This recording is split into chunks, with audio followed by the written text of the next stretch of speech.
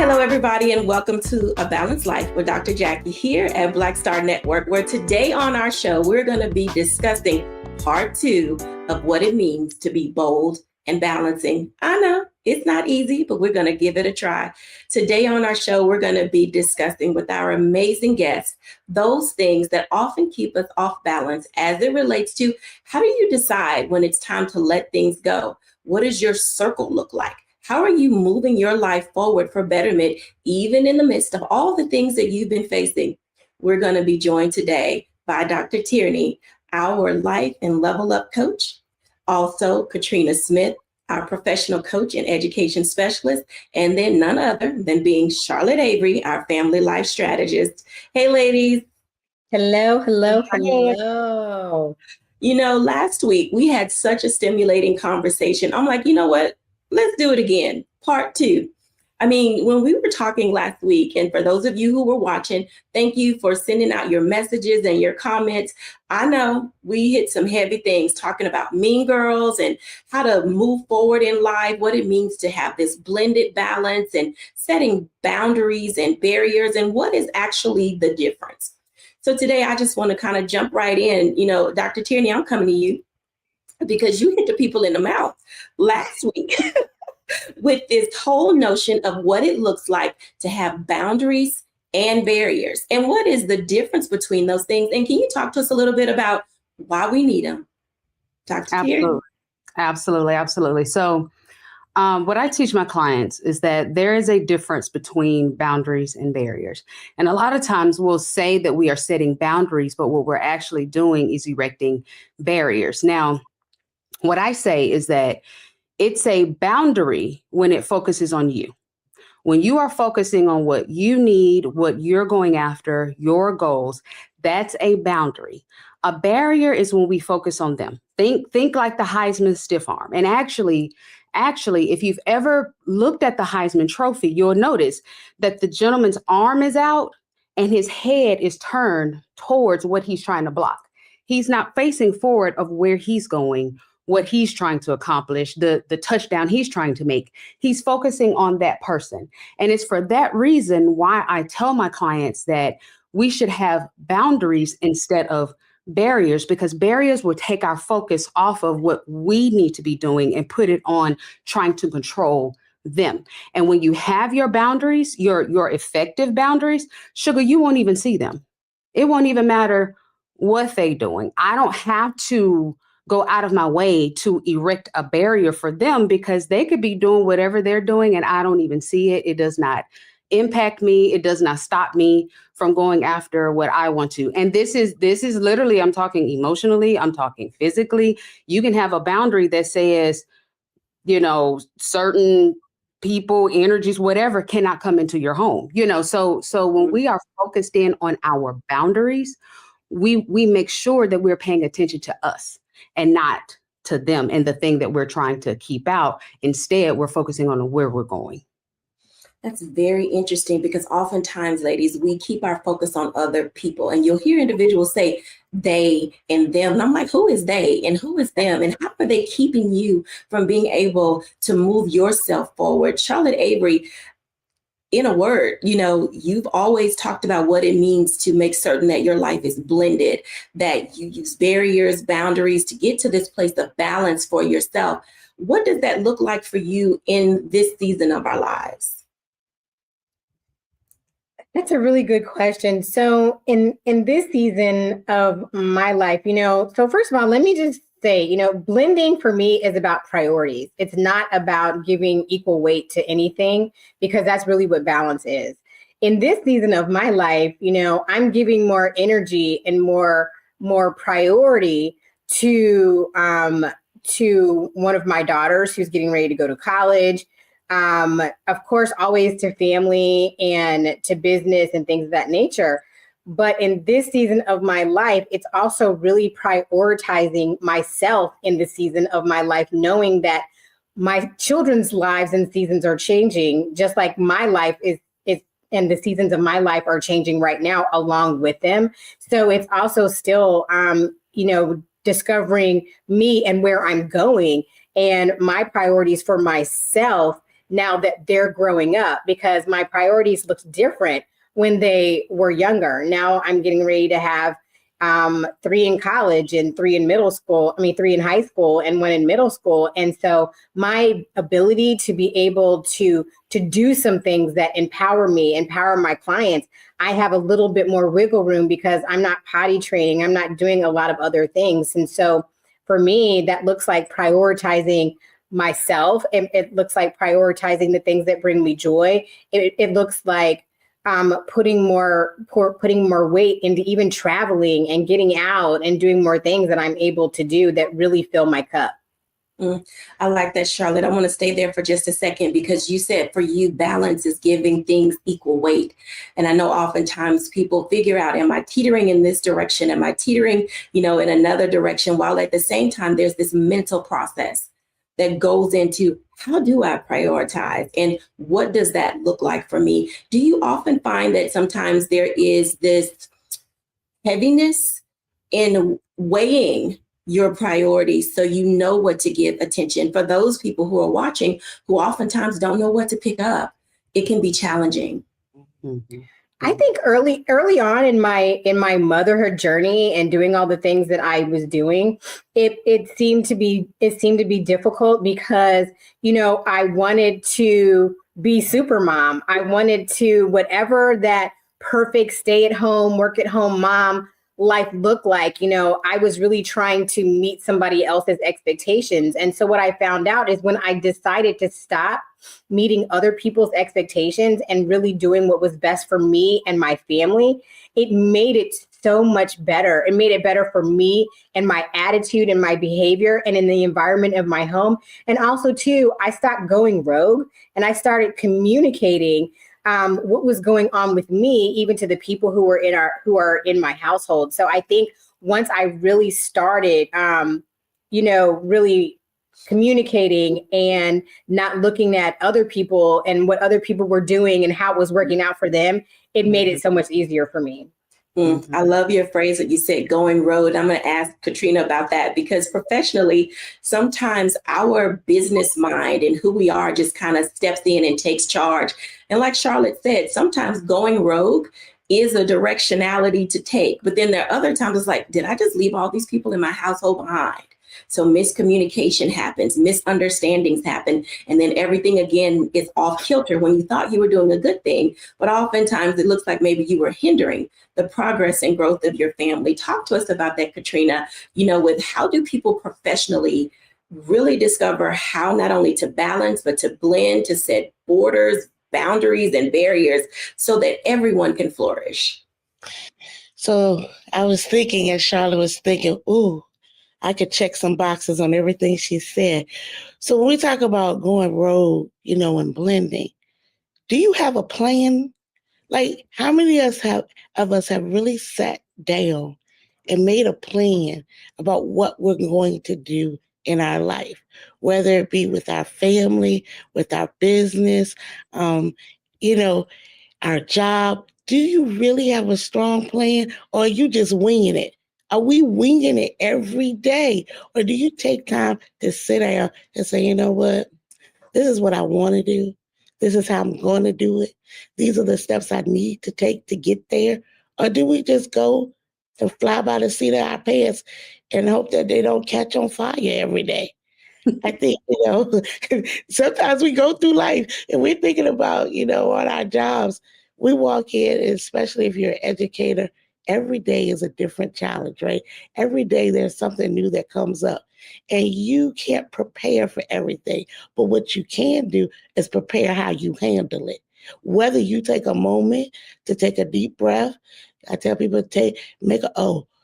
Just make a O with your mouth and hold in. Before you say something, say, oh. Because you might want to grab that bubble and put that bubble in your mouth before you say something you can't take back. Every day brings different life challenges. And so sometimes you need to be prepared to just take a breath before you react. Mm-hmm. And so that is very key when you're looking at everything that is happening, everything that's going on in your life, from your family to your job, who needs you, who wants you, all of that is just being able to step back for 1 second before you react. The best reaction is no reaction. Mm. Mm-hmm. Now that's a powerful statement. The best reaction is no reaction. In my book Fulfilled, the law of readiness, we talk a little bit about those things. And sometimes you just have to be still with yourself. I think last week, all of us had, a statement related to, some things have to just sit with us. Mm-hmm. We're getting ready to go into the break. And when we come back after the break, ladies, I do want to talk about that for a moment. How do you let things just sit with you for a while? Because oftentimes we're the reason why there's chaos. We're the reasons why there's confusion. We're the reasons why there's a lack of communication. And I'm not saying just because we're ladies. Men, this applies to you as well. Children and our young adults. This also applies to you. When we're back after the break, let's talk about how to let things settle before something comes out of your mouth. We'll be back in a moment after the break.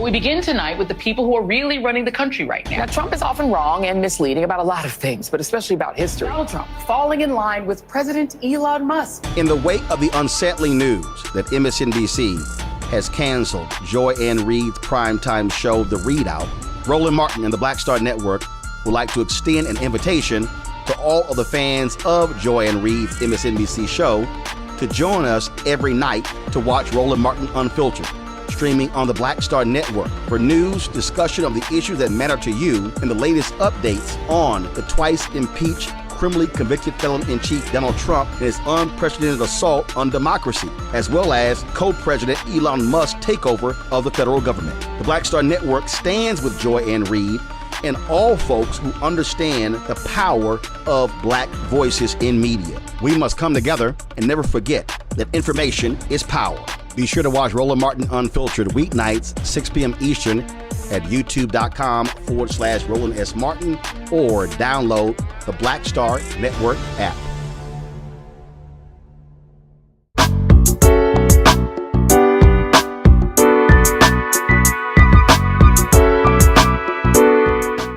Welcome back, everyone, to A Balanced Life. And as you can see, there are some things that need to be talked about.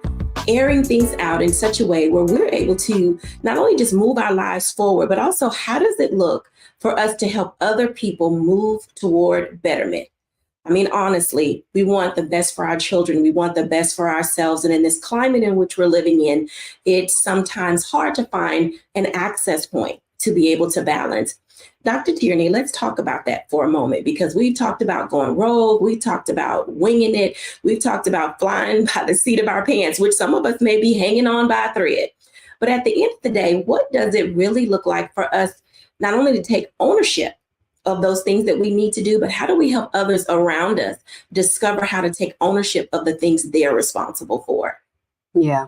Well, the first thing, and this is why I teach my clients boundaries instead of barriers, because we don't have a plan. We're flying by the seat of our pants. And like Katrina said, hopefully they're not on fire, but sometimes they are, and we're doing all the things and really getting in our own way, often because we are not taking that moment to focus in on ourselves. We can't help anybody else until we first helped ourselves. We can't be overly aware of them and we're not self-aware of what's going on with us. The best thing that we can bring to any interaction, any relationship, partnership, business partnership is self-awareness, and so I think a lot of times we are overly focused on them and what they're doing or what they're not doing instead of first focusing on us. What's that scripture? We're trying to take the log, the speck out of our brother's eye before we check the log that's in our own eye. I think before we start looking at helping someone else, we have to first make sure that we are focused on what it is that we need. What is it that we probably need to start working on? What is it, that thing that we're feeling, and when we get into kind of that barrier language, what we're doing is, they did, okay, block. Okay, we're just reacting to everything out here. And when we continue to react to everything out here, it makes us hyper aware of what's going on out here, what they're doing, where they need help. Oh, this sermon really would impact them. Oh, so-and-so need to hear this. But we're not taking that second to stop and say, okay, what's happening within me? Oh, why did that hurt my feelings? Or what is it that I need to be working on? Or girl, why are you procrastinating on that? Or maybe I should. We're not doing that work, and so that's really when we're talking about helping other people. Sugar, first help yourself. First sit you down and have a conversation with you and bring you in front of your coach or you in front of your therapist and say, hey, help me get me together. And then maybe I wouldn't even have to necessarily say anything or do anything to help them. Maybe me just modeling the best me that I can be will then help them to say, oh, well, maybe I should start. Or I see how she moving and no conversation even needs to be had. You just being you will help them. You being the best you will help them be the best them. Wow, I think that that's a great segue. Charlotte Avery, in her book and you in your book on goal setting, Charlotte talks a lot about, Charlotte, let me know if I get this right. It's the 40-day tone of voice, tone down. I think I got that right. And what Dr. Tierney is talking about is some of the things you write in your book of, how do we, so first let me start with this, hurting people hurt other people. And so how we move in this life oftentimes is predicated on things that we've not resolved. In your book, Charlotte, when you talk about tone of voice, 40-day tone of voice, tone down, what does that look like for people who are trying to, as Dr. Tierney said, manage these unresolved issues, this hurt that we have, how we just go at other people in such a way that we break them all the way down without recognizing that that's not a good look on us if tearing other people down is how we're supposed to elevate. So here's the thing. I love what Dr. Tierney said about self-awareness. I love that, because when you get to a place that you are self-aware, then you're able to check yourself instead of having people check you. And here's the thing, like when you're willing to go deep with yourself, sometimes it takes somebody else to go deep with you. And sometimes it takes somebody else to hold a mirror to you. And my prayer is that before somebody has to hold a mirror to you, that you can actually just decide, you know what, I'm going to do some self-work and go to the mirror myself. Because here's the thing. When you are able to dig deep and not point a finger at somebody else and actually be like, oh, I am actually the problem, then that is like 80% of the battle right there. Like self-awareness and you being able to be honest with yourself and say, I am the problem. I am frustrated. I am out of control. I am doing this because I'm out of control. I'm trying to control something. Oh, I am a type A personality or whatever. And let me just say, I don't know any mom, any like businesswoman or anybody who is actually not a type A person. So we're always wanting things to be this way, that way. We always have a whole plan for how we want things to be, but how do you act when the plan falls to pieces, right? And so my thing is, when I started to become more self-aware, it was really me caring about my relationship more than the strategy that I had set in place and flipping out that it didn't get followed, right?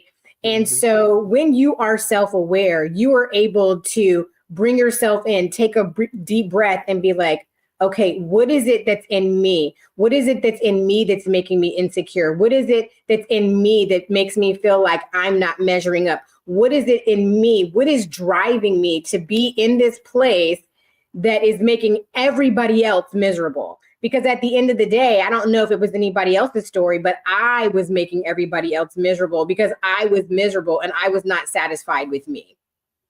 That's an excellent point. Being satisfied with yourself oftentimes predicates how you respond to other people and other things, Charlotte. And with that in mind, ladies, let's dive for a second into how do we guide people toward wanting to do internal work.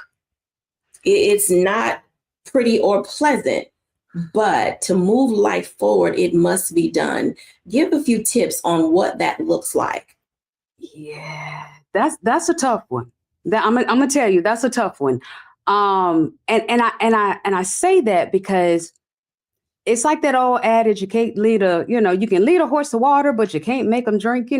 It's that internal work, that self-awareness work, that being self-aware, that's something you have to want for yourself. It doesn't matter how many times I may tell you that this is an issue or point it out to you, or if you don't want to know you better, if you don't think that there's something about you that could be improved, then sugar, we talking to a brick wall, here. And so it's a fine line between, helping someone to do that work and then realizing that the only thing you can do is just make it available to them. Someone asked me once before and was like, well, why don't you tell people that they should coach with you? They should coach. No, I make it available to them. I let them know what the resources are. I let them know, hey, I'm here for you, but I can't make anyone come and do it, because then when you do that, yeah, they'll go to the coaching session, or they may go to the marriage counseling, or they may, do the thing, but they're just kind of like, I'm just checking the box. It won't really get on the inside. So that's a fine line when we're talking about kind of getting people to do that type of work. It has to be something that they themselves value and want for themselves in order for it to really take hold and for them to really get the real benefit of that type of work in their lives. Absolutely. I want to add, let me just add this too. I think that when you really want to do the work, I think it's when you are able to let your pride go.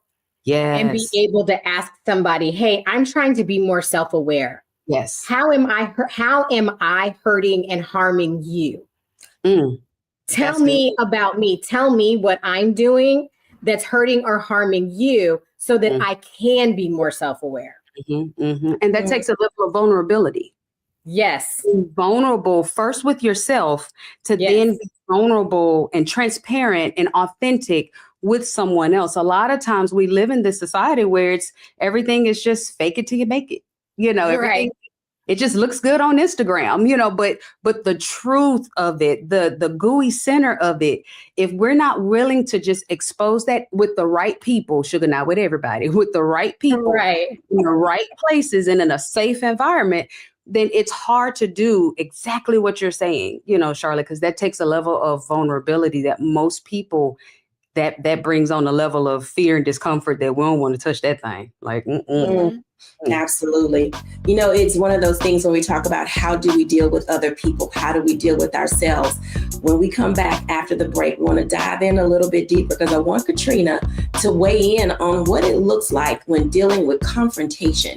Last week we had a very spirited discussion related to mean girls, grown mean girls. And oftentimes we can't move our lives forward because honestly, there are some people who are trying to hold us back. When we come back after the break, let's tackle this Pandora's box.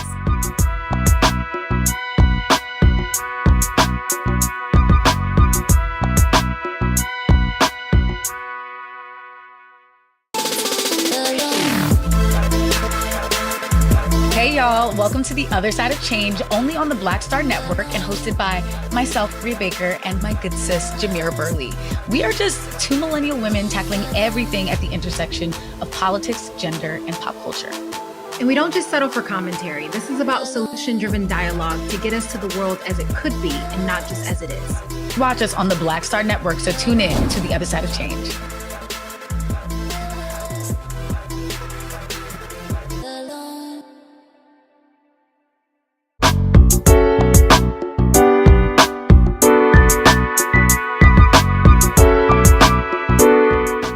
Welcome back, everybody, to A Balanced Life. And yes, I'm giggling because I'm excited to jump into this next topic.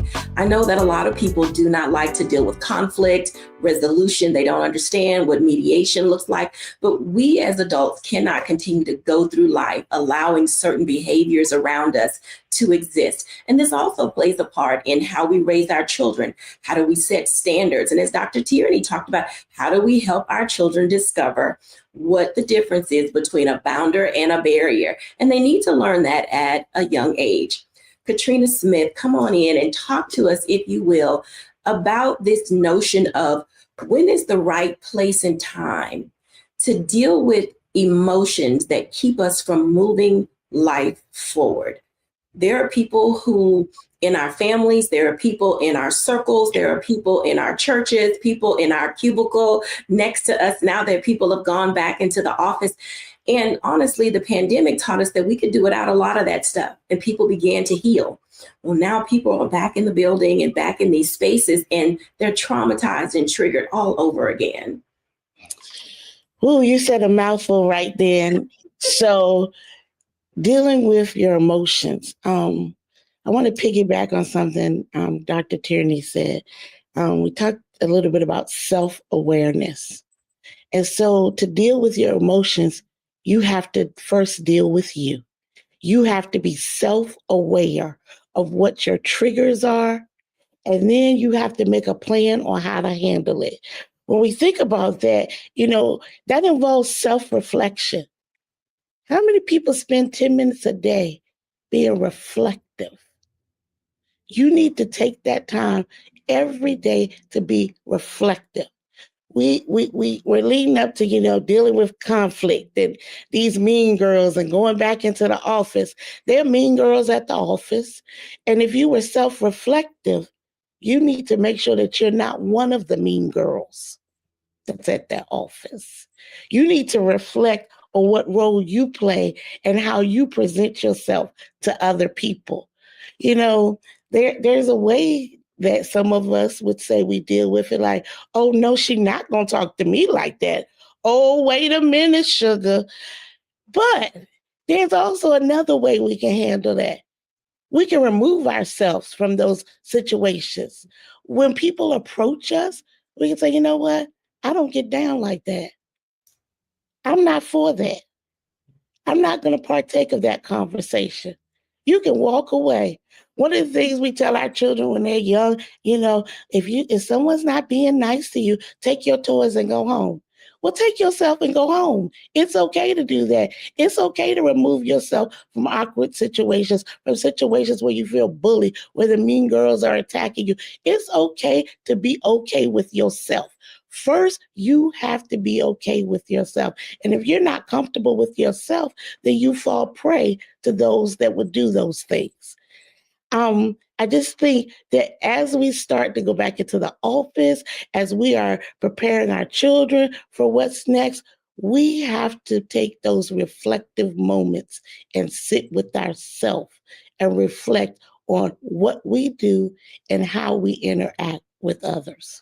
I think that those are very important tips. Charlotte Avery, you have children and they're young children and they're moving into college spaces, high school spaces, middle school spaces. And how have you trained your children to navigate those things because you teach skills at home that you expect for them to employ when they are out of your presence, but yet they come up against kids who don't have the same type of home training that your children have. How do you help them navigate those spaces and the nuances of those behaviors when they're away from you? So one of the things that I tell my children, even my younger children who are going to spend time at their friends' houses and, things of that nature, my kids that are in college or what have you, I have to always remind them that I know the lessons that they've been taught here at home. I know the things that, how we run our household and all of the different, all of those different things. But I often remind them that everybody's household is not like your household. Everybody hasn't been taught the same lessons that you've been taught. And even if they have, they may have been taught those lessons differently. So I try to remind them, first of all, to be kind to people and to remember that everybody's parent is not your parent. Everybody's household is not your household. So while you may have, roommates in college who are doing all kinds of crazy things, You remember the lessons that you were told. And listen, I'm not a parent who, my husband and I, we do a good job or we think we do a great job of, instilling really great values in our children. But guess what? Our children are still individuals outside of us. And so we, even as their parents, have to remember that too, that, okay, we taught them these lessons, but they may slip and slide every now and then. But here's the thing. It's giving our children grace. It's teaching our children how to give other people grace. It's reminding them of who they are and whose they are. And just remembering, listen, everybody is not you. And so you have to really, be careful how you're interacting with people, because it's also too, you don't want to be so holier than thou or what have you, but you've got to remember the things that you have been the things that you've been taught. And we have conversations, even with our emerging adults, we have conversations with them, reminding them, listen, you're going through this, but you've got to remember the things that have been ingrained inside of you. We all want to, we train our children up in the way that they should go and pray that when they're old, it won't depart from them.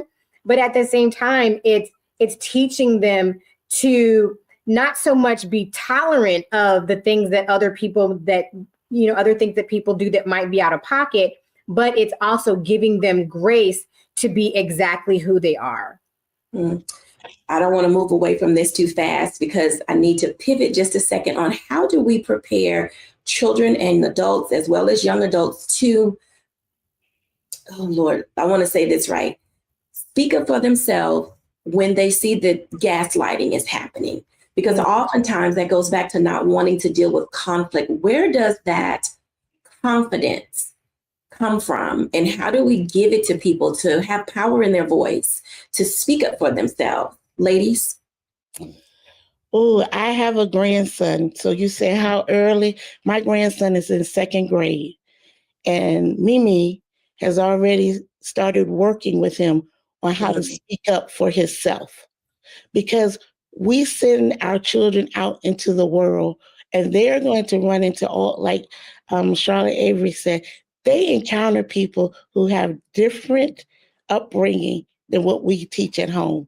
And I never want him to be ill prepared for what he might experience at school. So it starts early.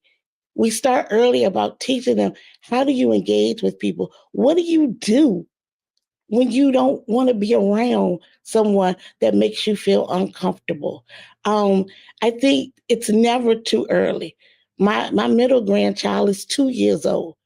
I've already gone to the daycare to see who she's playing with. How does she handle kids? What does that look like? Who are the people engaging with her? Who wants to be her friend?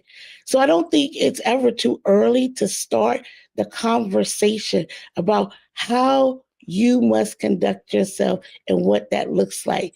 It's not the same conversation that maybe Charlotte has with her emerging adults, but that conversation at 5 and 7 years old about loving yourself, respecting yourself, knowing your value.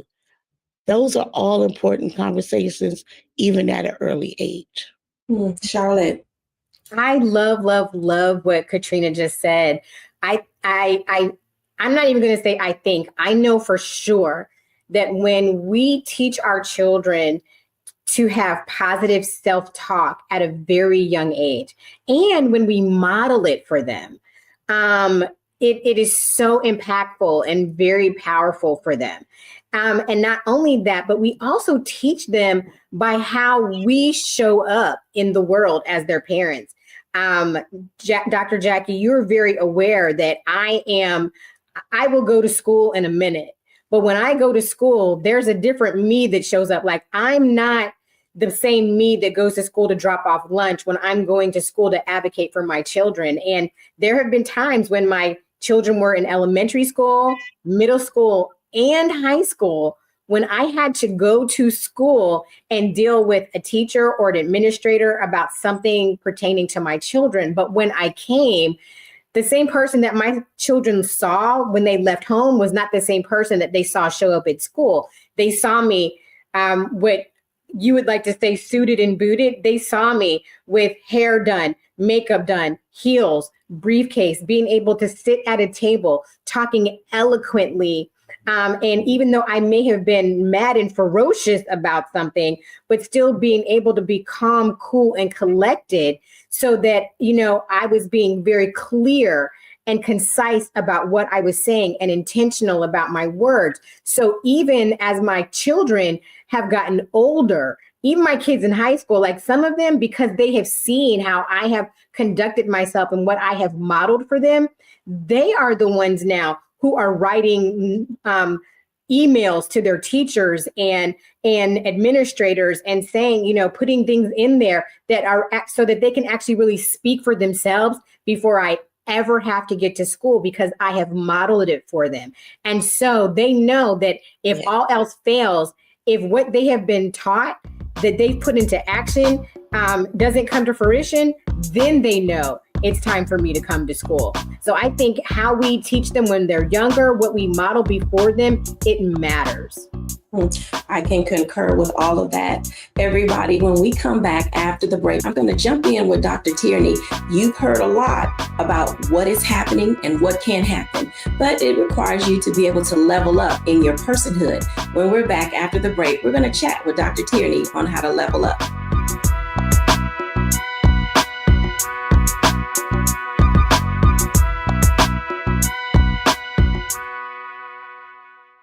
Hello, I'm Isaac Hayes III, founder and CEO of Fanbase. And right now we're accepting investors in our $17 million round to revolutionize the future of social media. Today, for just $399, you can own 60 shares of stock in Fanbase at $665 a share. Go to startengine.com/fanbase and invest today. While the big platforms have grown too massive and disconnected from their users, Fanbase is building a platform where creators and users truly come first. We've already raised $8.6 million from everyday investors who believe in this vision, and now you can join them. This is your chance to invest in a social media tech company with over 1 million users that is disrupting media by allowing anyone to reach all of their following and monetize their content from day one. The market is changing, big platforms are failing to serve their users, and Fanbase is stepping up to fill the gap. Don't wait until it's too late. Invest now. Invest for yourself and your future. Go to startengine.com/fanbase and own the future of social media.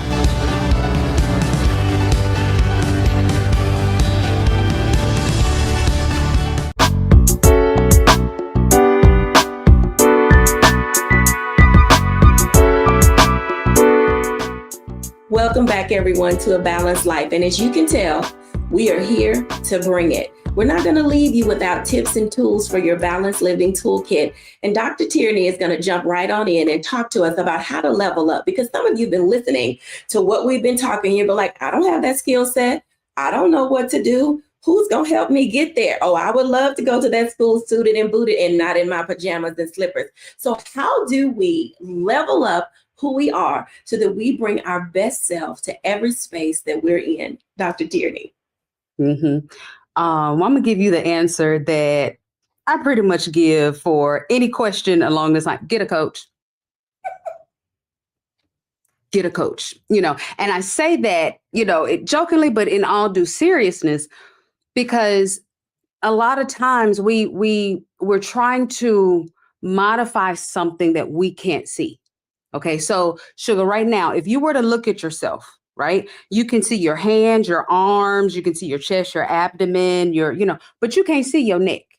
I don't care how much you crane your eye, you cannot see your neck, and so that's the value of having a coach, having someone that can look at you and say, okay, I see a little something.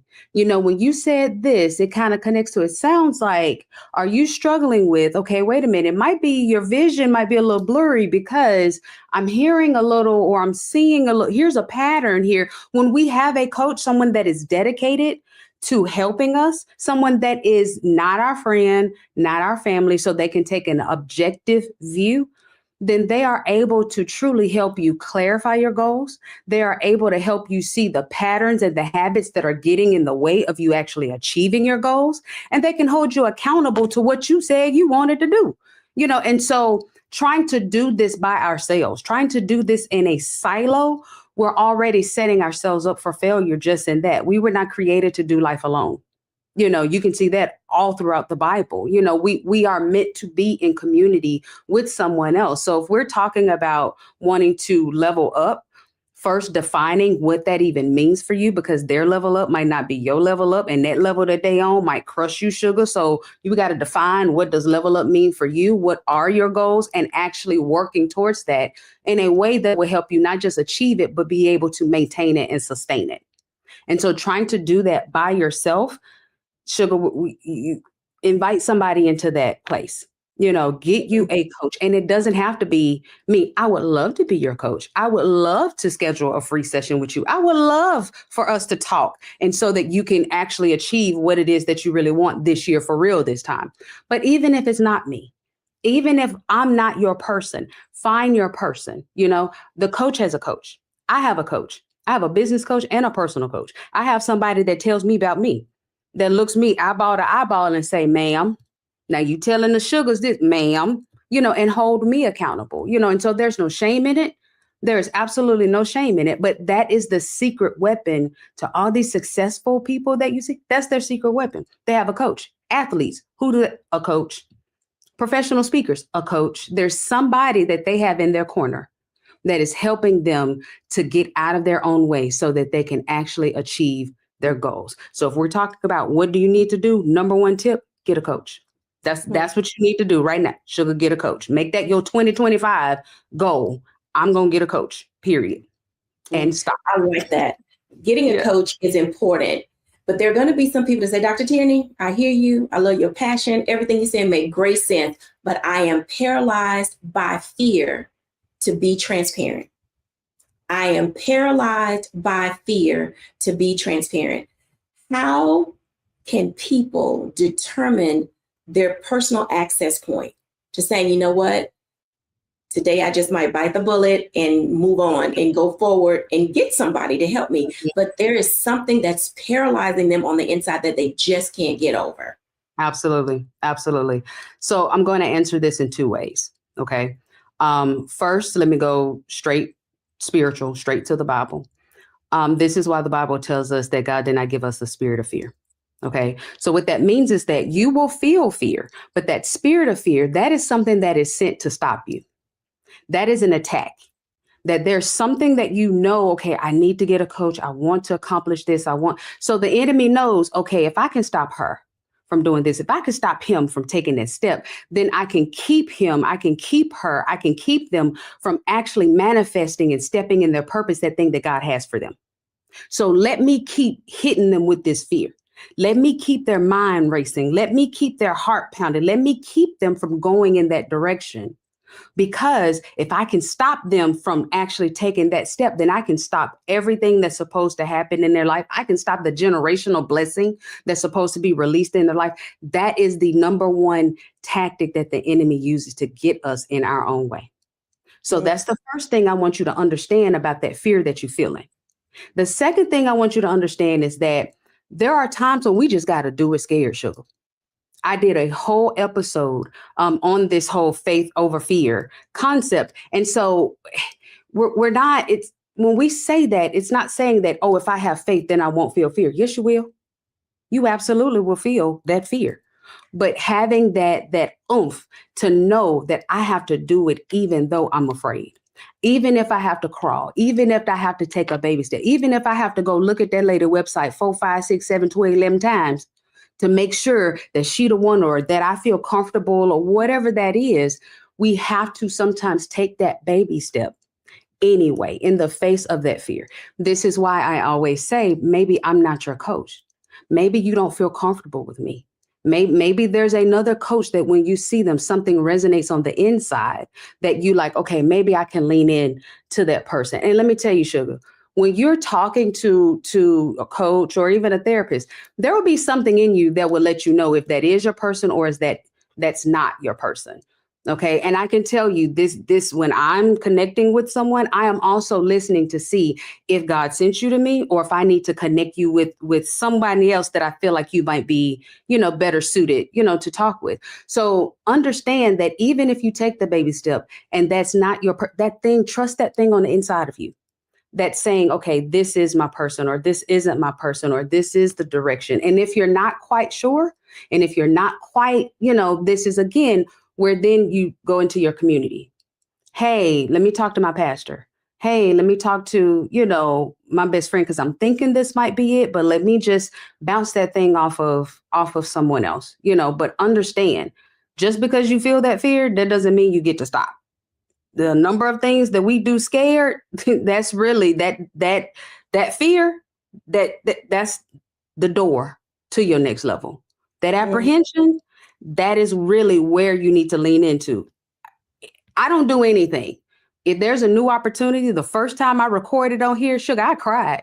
That first morning, I was terrified, like, oh my God, I'm going on TV. But I knew I had to do it because I felt the fear. Remembering, again, that's the number one tool that the enemy tries to use to stop you. So I want you to look at that fear from those two angles, and then you make that choice. Am I going to let this fear hold me back and get stuck right here where I'm at? Or am I going to lean in, take the baby steps, make sure I'm prayed up and understand what's happening in the spirit, and then move forward with that confidence, knowing that God got me. He's going to send me to the right place. Absolutely. I'm going to ask Charlotte Avery to jump right in on this, because oftentimes we have to do it scared. We have to do it afraid. But at the same time, we also have to do it in our own time. Mm-hmm. Yes. And doing it in your own time, I don't know how that looks like, what that looks like for some people. But for me, doing it in my own time, I was really sick and tired of being sick and tired. Like, at what point are you going to be sick and tired of going on the hamster wheel? At what point are you going to be sick and tired of yourself? Because when you're actually sick and tired of being sick and tired, I get fear and I get the paralysis of analysis. But when you're actually sick and tired of being sick and tired, it's pain. When it hurts you enough, when pain hurts you enough, pain drives you to change. Pain drives you to change. Tweet that, okay? And if it hurts you enough, then it's going to drive you to change. So for me, when it hurt me enough and I was continuing to beat my head against the wall, thinking that I was going to change and I wasn't. But when it hurt me and it hurt my relationships and it hurt my marriage and it hurt my children and it hurt the people around me and it hurt me and the fact that I was the cause of it, no. It was no more paralysis of analysis. It was no more fear. It was, I have to change. And so I want to know, and I want somebody to look at themselves and ask yourself, how much pain is it causing me? Because pain will cause you and drive you to change. All right, bring everybody in, because last week we ended with telling people what they're not going to do, what they shouldn't do, what they can do better. In the time that we have left, let's consider, in being bold and balancing and trying to discover how to move on to next, each one of you give what someone's next step should be from your perspective. Let's start with Katrina. Muted. I think first and foremost, your next step should be pray. Pray. Take a moment and pray to get your directionality. I like that. Charlotte Avery? My thing is to prepare and have a plan. Prepare and have a plan. And know what are going to be the pieces and parts of your plan. I love that. Dr. Tierney. So everybody done went with these P's. So we're going to pray. We're going to prepare the pieces and parts of our plan. And so I'm going to make mine fit into this P because I've already kind of given you mine. So what I'm going to say is, please go get a coach. Please go get a coach. Pray, prepare, and put the pieces and parts of your plan, and then take that plan and please go get a coach, because then the coach can help you plan do what you need to do, and then get you a Christian coach, because then y'all can pray together and you hit them goals. There we go. I agree with everything y'all have said. I'm gonna take my P is pivot. Sometimes everything that you're trying to do, you may need to abandon it, because you need to pivot to what you really hear God saying about when you pray, when you get your plan and you prepare together, and when you've got yourself a please get a coach. You have to determine whether or not you need to pivot from everything that you've tried so that you can really be successful in the things that you need to do. When we come back after the break, I'll give my reflection.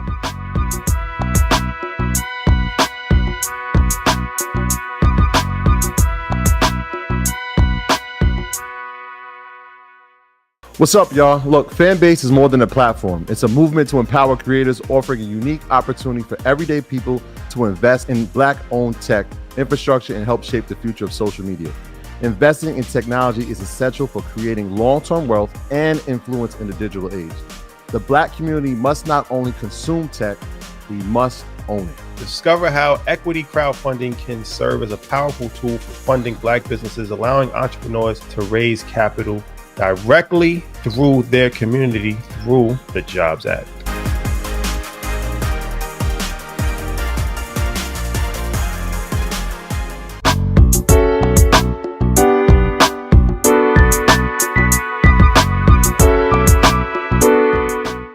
Welcome back, everyone, to A Balanced Life. And today we have offered you some tips and tools that can allow you to begin to move yourself forward.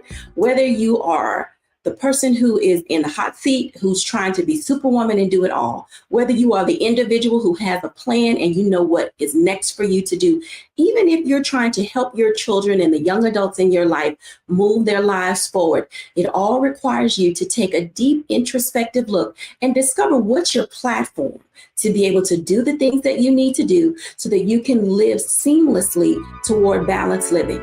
We've already told you it's not going to be easy, and there are a lot of ways to approach it. So figure out where your access point is. Allow yourself to dive right in and get going in what you need to do next. Thank you, everyone, for watching A Balanced Life with Dr. Jacquie here on Black Star Network. Bye now.